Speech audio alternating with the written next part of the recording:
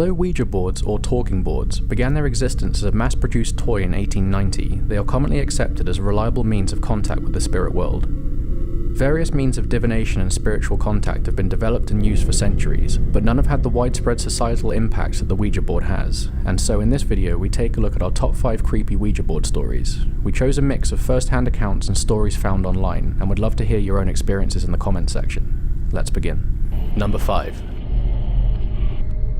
Put the lights out. In the mid-1970s, a group of teenage girls having a sleepover decided to use the Ouija board as part of the sleepover entertainment. After playing the game for a few hours and getting little to no response, the planchette began to exert enough force to move around the board, slowly spelling out the words, "too light." As expected in situations of the Ouija board's use in groups, the girls were convinced it was intentionally moved by one of the group as a joke. The girls decided to do nothing about the lights, playing along with the apparent joke. The board continued to spell out, "put the lights out," and at this point all the girls were laughing along, and one requested the spirit do something about the lights if it was so concerned. As though in direct response to this, each of the blinds above the windows slowly dropped down and began to bathe the room in darkness. Naturally, the girls ran screaming from the room, never to touch the board again. Number 4. A town's Ouija board hysteria. In March of 1920, police in a small Southern Californian town arrested 7 individuals. These 7 people, for no immediately apparent reason, began acting in highly unusual manners, suggesting a sudden onset of mental instability. Their behaviour included, but was not limited to, running through the streets in varying degrees of undress, and over the next few days this unstable and hysterical behaviour began to spread throughout the town. It wasn't until a young girl of only 15 was apprehended by police after being seen running naked through the town, and when questioned as to why, she replied that she could communicate with the spirits better when she was naked. When a police officer stripped naked and ran into a bank screaming uncontrollably, the people of this small town were terrified and demanded the local officials call in as many specialists as they could, in hopes that they could find out what was causing this sudden and intense change in behaviour. Whilst investigating the cause of this phenomena, it was found that the original 7 people arrested had all taken part in a group Ouija board session. After this bizarre incident, the city council moved to ban the sale and use of talking boards within the district, in hopes that the mass hysteria would never reoccur. Number 3. John Lennon's predicted assassination. In December 1969, a British film crew followed John Lennon and Yoko Ono for 5 days to make a short documentary for the daily news programme 24 Hours. One segment showed John and Yoko in bed while John opened packages and fan mail. Both laugh when John reads an eerily prophetic letter. Dear Mr. Lennon, from information I received while using a Ouija board, I believe that there will be an attempt to assassinate you. The spirit that gave me this information was Brian Epstein.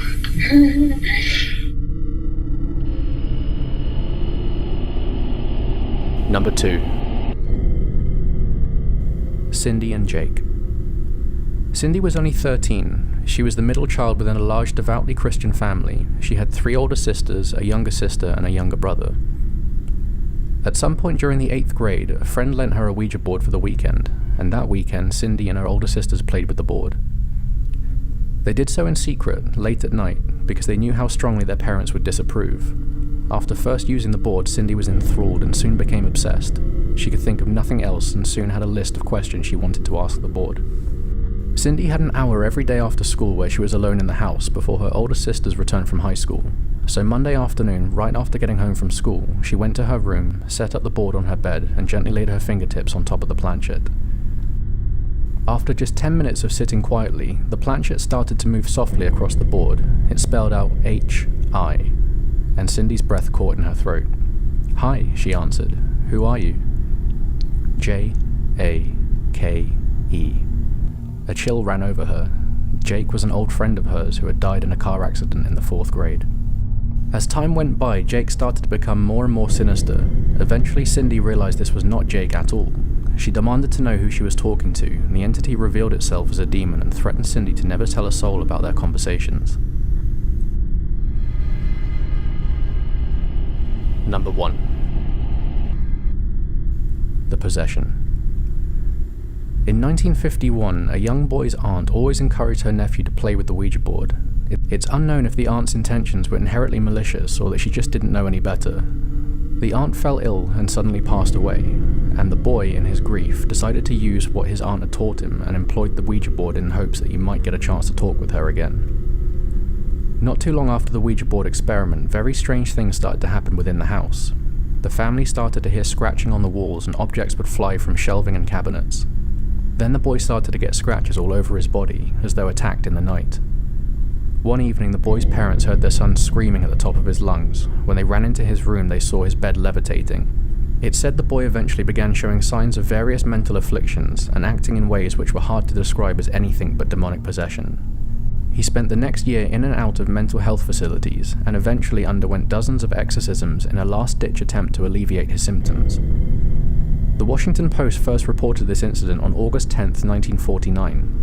The article stated that medical science could not cure this boy, but a Catholic priest could after he performed an exorcism. And this true story became the cornerstone for the movie The Exorcist. So there you have it. That was our top 5 list of creepiest Ouija board stories. If you enjoyed the video, please remember to like and subscribe, as it will allow the channel to grow and continue to provide more regular content. Check back on the start of Halloween week for extra content and our next video on the world's creepiest cemeteries. Until next time.